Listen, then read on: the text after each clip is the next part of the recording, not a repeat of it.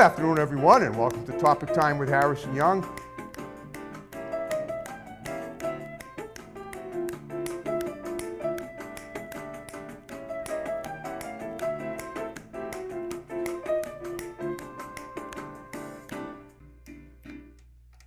Good afternoon, everyone, and welcome to, would you believe, the final Topic Time interview of 2022. What a year it's been for the show. Great shows, guests, awesome promotions that I've had I never would have seen coming before the year started, and now I'm in my lucky 13th year. And we are finishing it up with an incredible guest here. I told him he looked kind of like Alan Freed of the old 50s radio, bootleg, but that's what he is. He is a bootlegger. He's Bootleg Dan. He's a musician. I don't know if he's not a musician. Well, he's involved in music. We're going to find out all about that. He bought me some CDs. We're going to talk all about that with him as soon as we read these awesome underwriters, and then we will finish our final show of 2022 and look forward to an incredible 2023.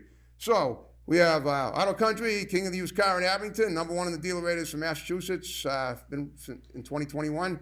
Been with me since the beginning. We got them in Abington. We got Uplifted Nutrition in Taunton. We got Radiologist 101 Barbershop in Brockton.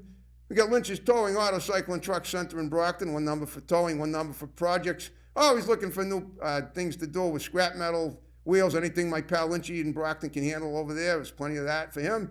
We got Countertops Express in North Attleboro, experts in installing and removing quartz and granite. We got A1's Tire and Auto Center in Brockton, always looking for new service writers and techs. We got Autotown Auto Glass and Auto Body in Abington. We got John's Greenhouses and Floor Shop in Brockton. We got C&J Auto Body, Auto Glass Towing in Stoughton. We got 111 Tattoo Collective in Brockton, soon moving to 478 Torrey Street.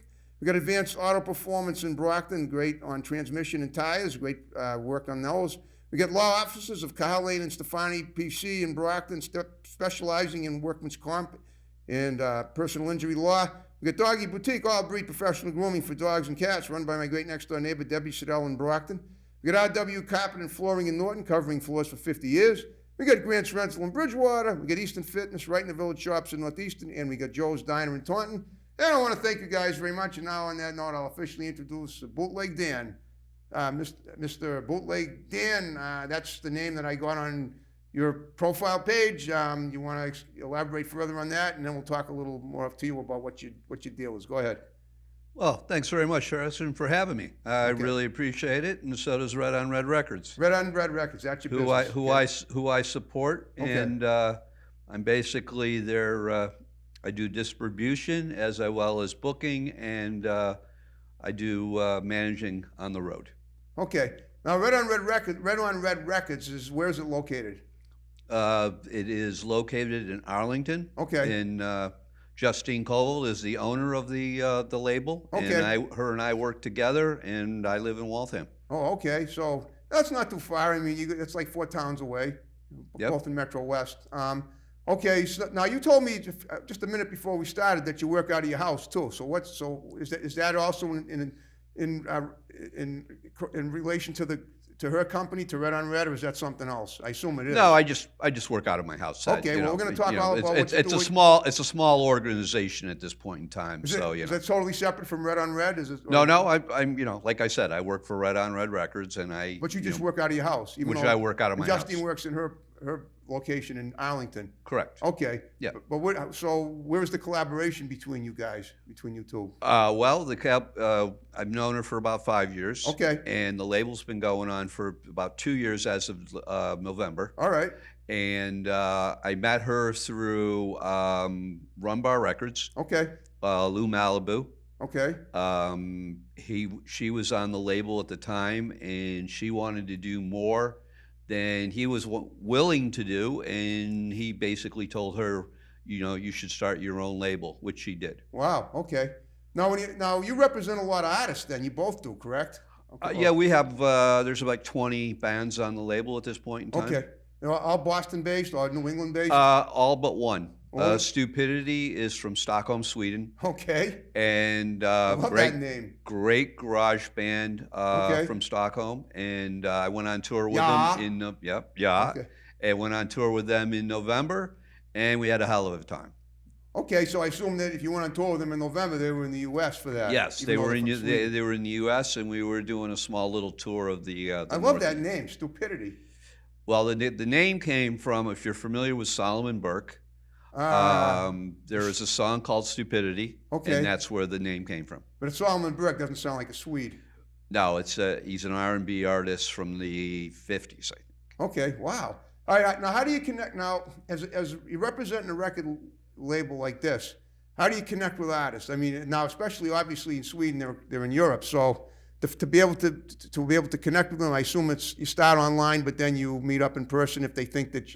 I mean, who represents who here? You represent them, and or do they and then like they send you demo reels of what they've done, and then then see if you want to represent them. Is that how this works with every band that you represent? Well, what had happened is Stupidity, in particular, reached out to Justine. Oh, they did. Okay. Yeah, they've been around for a while. Okay. They had put out a couple of things, but they were looking for a label. Okay. And they reached out to Justine, and that's how they got on Red Records. Oh, and how does and obviously Justine does a pretty good job of promoting her business. Otherwise, somebody from Sweden wouldn't even know who she is unless. Oh yeah, So- yeah. Everybody knows who Justine is. She's Okay. been in the rock and roll business in Boston for a long time. Wow. She's a musician herself. Yeah, I know she is. Like I and said, I was she's going to have been her on in the several, show. and she's been in several bands as well. Yeah. Okay. Wow. Okay. Well, tell me about yourself now. I mean, you're my guest, so let's talk about you. Let's profile you growing up and everything, and how did you get into this industry? And if I have any questions about that, pertaining to what what you're doing now, based on what you told me is about your younger years, I'll throw them in. So go ahead. Okay. Well, I'm originally from Syracuse, New York, Okay. and I've been living in Boston for over 30 years. Okay. You mean Waltham? No, in Boston, because I used to live in Davis Oh, Square. I oh, okay. started. My wife and I were living in Davis Square. when Oh, I okay. first That's moved here. Somerville, though. Yes. Okay. in My Som- brother lived in Somerville, so I know that. Yeah, in Somerville. Right. Okay. And then my wife and I bought a house in Waltham. Yep. And then we've been in Waltham about 18 years. Okay. But how did you, as a child, as a young guy, how did you end up? Did anything you do as a child get you into the music industry? Oh yeah. All right. Yeah. Talk about that. 1964. Okay. My mother gave me Meet the Beatles. Okay. Your mother And- did what? Gave me Meet the Beatles. Meet the Beatles? Meet the Beatles. You got to meet them in 1964? No. The album. Oh, Meet okay. The Beatles. Okay. She gave it to me for a gift. Yep. And that That's the year started. they came over here, so I guess that must have been right afterwards. And that started my whole rock and roll obsession. I Cool. guess so you'd say that. Okay. I've never even heard of that album. That's one I've heard of Abbey Road. I've heard of This Sgt. came out. Pepper's Hot Club This Band. came out in 1964. Yeah, Called yeah. Meet the Beatles, and That must have. I mean, was that the first one? It sounds like it could have been because. No, it wasn't. I think the first one was 1962. Oh yeah, but not. But that was before they came here. I don't know. I don't know if any of the albums that they produced before that were even recognized in the American music scene. Were they? Depends on who you're talking to. I suppose it does. Yeah. I mean, well, okay. So what did so here after you got the gift from your mom? What did you do after that to enhance your music career? She kept giving me Beatles records until I started buying my own. My first one that I bought was the White Album. I understand that, but how did you end up creating a career for yourself from that? Well, my career was not created in the music business, to sort of speak. I didn't get into the music business until I moved to Boston. Okay, and when you were a kid, you were in Syracuse still. Yeah, I was Okay. in Syracuse, but Right. I was always listening to rock and roll. Okay. All my friends, older brothers and sisters turned me on to all this great rock and roll. Yep. You know, living in the 60s, living in the 70s, it was Me the too. best time for Okay. music as far as I'm concerned. I agree, but I love the current artists too. But okay, that's cool. I mean, if the current artists weren't great too, the music scene would be over, and it's not. There are more artists today than ever, and so, Right. in fact, there are so many now that I lose track of them. I loved it. I mean, years ago in the '60s and '70s, I grew up in the '60s and '70s too, and I remember back then you heard a song, you knew the artist immediately. Now there's so many collaborations, Justin Bieber and Kid Leroy, and then you got all kinds of bands with 4 or 5 syllable names that I've never heard of. They sound really good, and I love the music. I listen to top 40 music every day of my life while I work out, while I have breakfast or whatever. But as far as keeping track of the artists, I just can't do that anymore. There's just so many of them, and I'm okay with that because I love how they sound. Right. But right. okay, all right. So talk about what you did to form your own company in the '60s when you moved to Boston. Well, I didn't form a company. Like I said, I worked for IBM. Oh, For you did, 20 right? years, You told so me that. I was Okay. I was in the IT world. Okay. But in the meantime, I met this other band, the Darlings. Okay, so they sound familiar. Are they a Boston band? Simon Ritt and Kelly Knapp. Okay, yeah, Kelly yeah. was in the Bristols. Simon was in the Daughters. He used to back up Johnny Thunders back in the days. Yeah, I remember that. I remember those people. Wow. I met them through Disc Diggers, which was a great used CD store in Davis Square. Okay. Through a good friend of mine, Michael Soria. Everybody used to work at Disc Diggers, and that's how I met Simon. Sweet. And Simon had this great band called the Darlings, Okay. which was a country rock band. You take the Stones, Exile on Main Street, and you mix it with the Flying Burrito Brothers, and that's pretty much what they got. So I got involved with them while I was still working for IBM. Okay. You know, I used What to. did you do for IBM? I did IT work. I was on the help desk. Computer programming and like that? No, not programming. More of help desk. I was on the help desk. Okay. Well, it's over my head, but that's okay. I guess I get to. Did you go to college for anything? And if so, I did not. You never went to college, okay? I never went to college. I did a year correspondent course for computer science. Okay, sweet. Not off a Matchbook's cover, right? No, Matchbook no, cover. it Okay. wasn't. It wasn't that bad. No, all right, but that's wonderful. Okay, so and this was in the '60s when you were working at IBM and all. No, Oh, you were I probably- didn't start working into the IBM until the '90s. Oh, all right, yeah. Yeah, I mean, I don't know how old you are. I'm 63, and I don't. And I'm 66. okay, all right. You're a few years older than me, so you've been. I mean, our generation's pretty much the same. Okay. All right. So in the '90s, what happened that got you into that industry then? Well, because I've always supported local music. Right. That's always been my thing. You know, without local music, there wouldn't be a music scene. Yeah, that's right. Every music has to be local to some location, obviously. Right. Yeah. And I used to go out to the clubs, and I used to see the Darlings play. And like I said, I met Simon. Okay. And I said, hey, you know what? I'd like to help you guys out if I could. Okay. You know, book shows, whatever I could do. And they did very well. One year, and I forget, I think it was '95. Okay. The Phoenix had. Oh, I remember the Phoenix. They don't exist anymore, do the they? best country rock band. Yeah. And they won. Are you talking about the newspaper, the Phoenix? Yes. Okay. Yep. Wow. And they won that year, and it was a big deal. They went down to Nashville and met Loretta Lynn. Wow. And we're in RCA studio, you know, the famous studio where everybody did their great recordings, Elvis Costello or Elvis Presley. Right. Costello, but Of course. Presley, Although he was more Memphis than Nashville, I thought. But okay. yeah. All right. Well, what about? So, how did you end up doing promotion though? How did you get into that music promoting? And when did you start doing that? Well, when I met Justine, Yeah. I told her when I retired, I would love to help her with her label. Okay. And she was, Well, how long ago was that? well, like I said, I've known her for 5 years, Okay. about 5 years, give or take, you know, Oh. because of COVID and everything. Right. But, you know, and I told her that I said I'd love to work with her and work with the label Okay. when I retired. Well, I was planning on retiring when I was 68. I retired the end of March of this year. Okay. So it sounds like 65 or 6, which used to be standard age for retirement in a lot of businesses anyway. No, I retired this year, the end of March, at 66. It's 66 from IBM. I was going to retire. No, I wasn't working for IBM. I was working for another company at the time. Oh, but I nothing. wasn't Anything to do with music or not? No, nothing Okay. to do with music. All right. Nothing to do with music. I didn't get involved with music. Like I said, I was involved with the Darlings Yeah. in the early 90s. Okay. And then I got involved with Justine at May of this year. Okay. So this is kind of a new upcomings for you. Which Yes, is great. this is.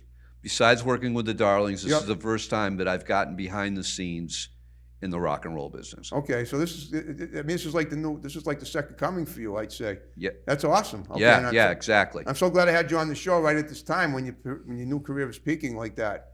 Yeah, Okay. it's Red on Red is doing quite well. Yep. In 2023, we're going to be rocking it. Sweet. Okay. And now that you got the band from Sweden, I mean, it's the sky's the limit as far as people, bands from different parts of the country and the world. Well, people reach out to Justine all the time looking to get on the label. And It's- And when it comes to getting on her label, what are the requirements for her? What did Well, they need? her whole thing is strong female songwriters. Okay. Most of the women, Like yourself. most of the bands have strong female women on their band, at least one or two. They don't have to be women, but They don't have to be Right. women, but that's kind of what Justine is looking for. I understand. Okay. You know, even Stupidity, they have a woman bass player. you know. Okay. But Tommy, who is the drummer. He's behind the whole scene. Him and Ernest started the band. Okay. So there's other players in the band. But as far as the other bands, Yeah.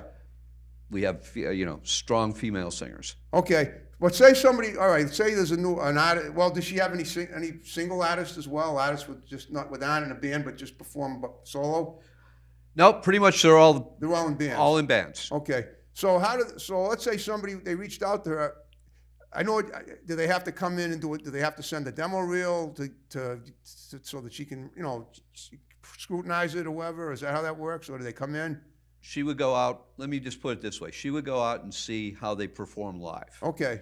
Then she would go out and see, how they're doing. What kind of following do they have? Right.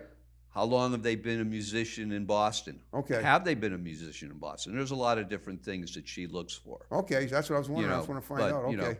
All right, so she's pretty thorough. How many people in the staff of her business? Are you the only one, or does she have other people? Just me. Wow. So that's a lot of work, because I'm sure being that there's so many bands that want to get a label, land a contract with her. How were you able to reach out? How were you able to respond to so many if it's just the two of you? Well, like I said, this label was formed during COVID. Right. So everybody was kind of shut down. Total blessing in disguise there, I'd say. Everybody was kind of shut down. Justine was doing Zoom calls with bands from their basements. Right. That's how we were. Or garages. Yeah, or garages, wherever. I mean, in particular, the Chelsea Curve. Okay. Is They Chelsea were- Curve a person or a band? That's a band. Okay. That's a really good mod band. Okay. Kind of punk rock. Okay. They sound like they're English. Am I guess? Would I be off center to say they're from Chelsea, Mass, or? No, they're not not, from okay. Chelsea. They're not from Chelsea. Okay. Maybe Chelsea, England. Well, are they English? Or But they sound English. sound it, I got you. They're very English sounding. They're very English sounding. Is there They're a reason? very influenced by the Pretenders, the Buzzcocks, Oh yeah, and yeah. the Just kind Jams. of like Chrissy Hine, who's from Ohio, but she sings kind of with a British accent. Correct. Has Justine ever met any of like Chrissy Hine or any of those people? Or worked with any of them? I don't think she has. She never told me if she Okay, I did. understand.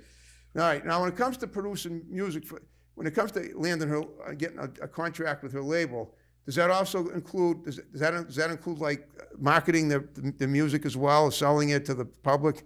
She markets the music, yes. Okay. She's very. And how does she go about doing that? Well, she's very much Facebook, Yeah. Okay. Bandcamp, Yep. Instagram, any of the social media sites. Okay. I assume she has connections with a lot of the Boston radio stations too. We deal with WMFO. I know that's in Tufts. I did a show they there. have us in there, with our artists. Like, for example, when Stupidity was in town, we went in there. That's a cozy little studio and they have. our friend Mike Newman, Okay. interviewed him. He's a great guy. He does a Saturday program. Okay. From, No relation to Randy Newman, is he? As far as I know. You kind of look like Randy Newman.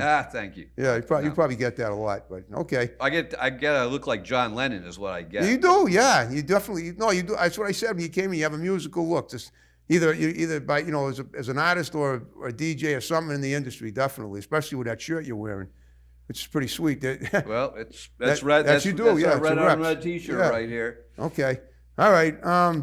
So Justine's always getting new people constantly to contacting her. Right. Now, do they? Now, I assume if she's representing these artists, she probably has a studio where they can record their music too. Yep. We do a lot of recording at Woolly Mammoth in Waltham. Okay. And that is run by Dave Menahan, Okay. who was the guitar player and singer in the Neighborhoods. Okay. If you're familiar with the Neighborhoods. Well, I know. These names. Sounds to me like I actually know who I interviewed a few months ago was Woody Giesman of the Del Fuegos. Okay. Yeah. You know, do you know Woody? I met him. Yes. I Okay. have. Yeah. And that was a heck of an interview because that was how big they were in Boston back in the day. I think the Neighborhoods were as big. Well, okay. Yeah. All right. I'm sure they were. I mean, I wasn't living here when the Neighborhoods were really big, but I've heard all the hype about the Neighborhoods. Right. Okay. Well, then just the name. I mean, it's always nice to have a catchy sound and name of a band because that's.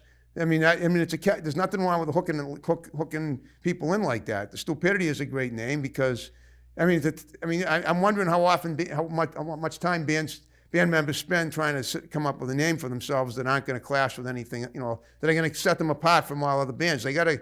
That's how you make. That's a huge foot in the door right there. I know you say never judge a book by its cover, but when it comes to names of bands, you definitely you want names that people are going to say they've heard it once and they'll never forget it. You want a catchy name. Yeah, exactly. You want something catchy that's just going to wow, that's a cool name. Now, as far as musical performances yourself, tell me about that. Do you perform as well? And I know Justine does. Talk about that as well. I do not. I am You not a don't? musician. I'm the one that stands in front of the stage been watching musicians for 50 years. Okay. Well, yeah, but how do you function for Justine though? Are you like a scout?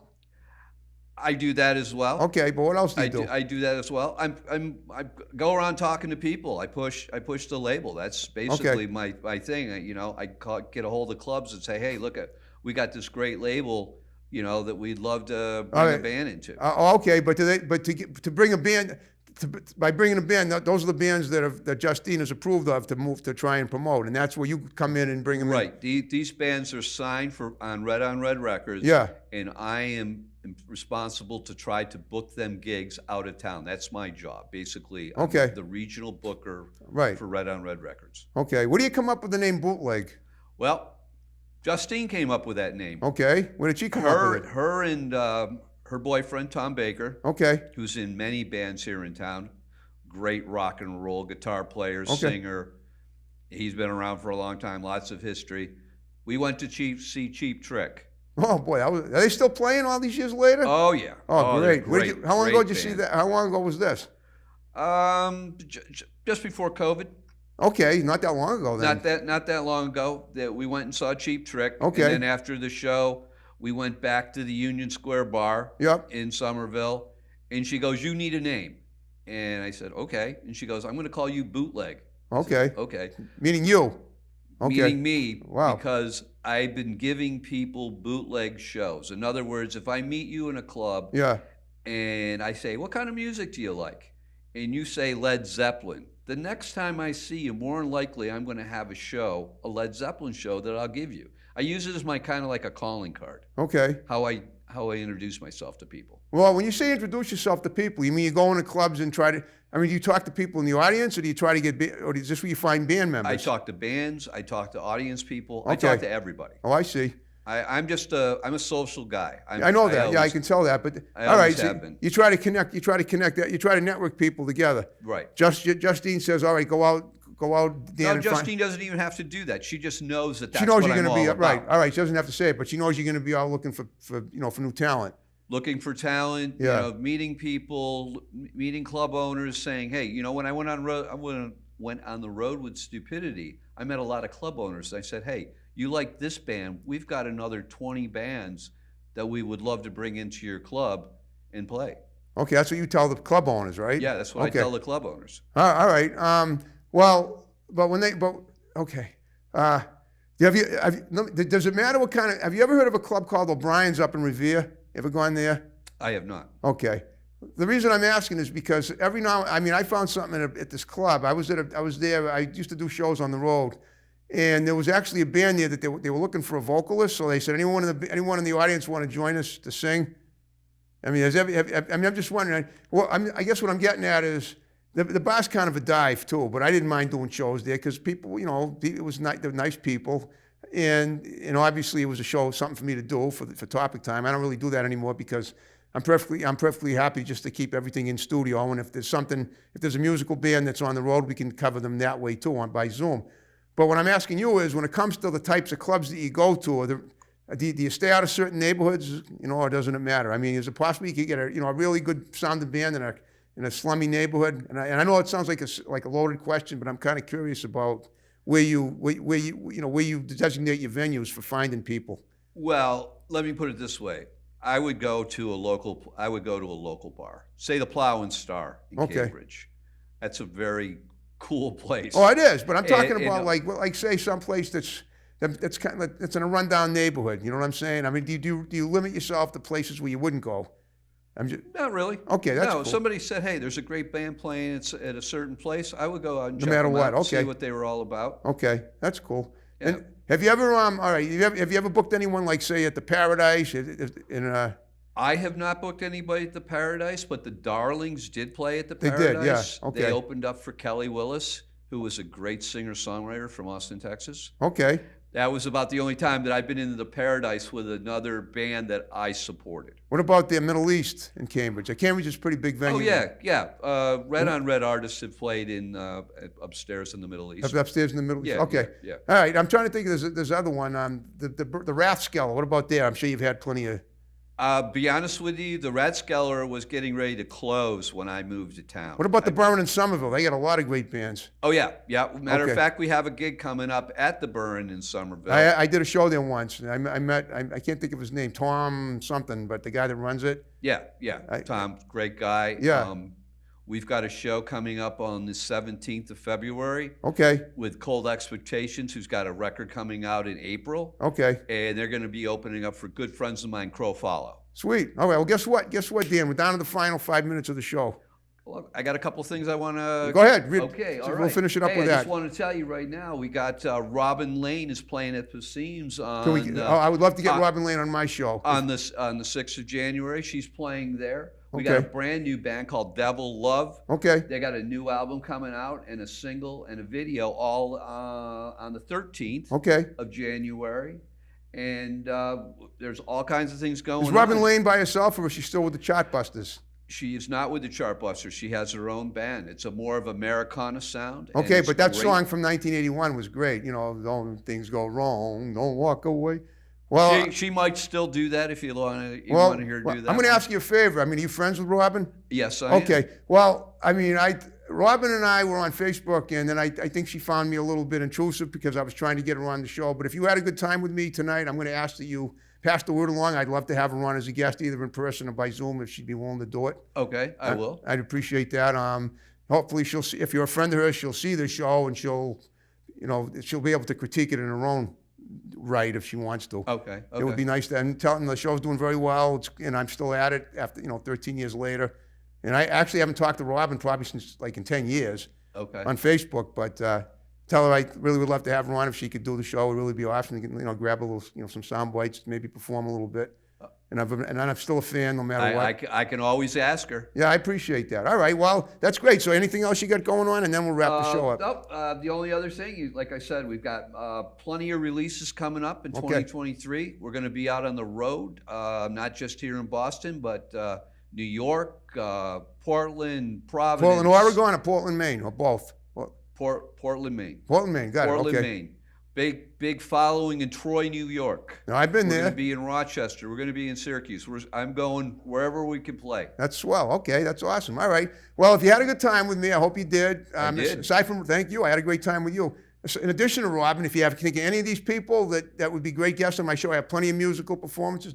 I call that the musical platform right there. I've had as many as 6 people up there performing. Okay. So there's plenty of room here, and I have plenty of room at my other locations too. So if any of them want to come and do a show with me, I'll interview them, and they can perform, during the 15-minute interval of the show, like we usually do with musical performers.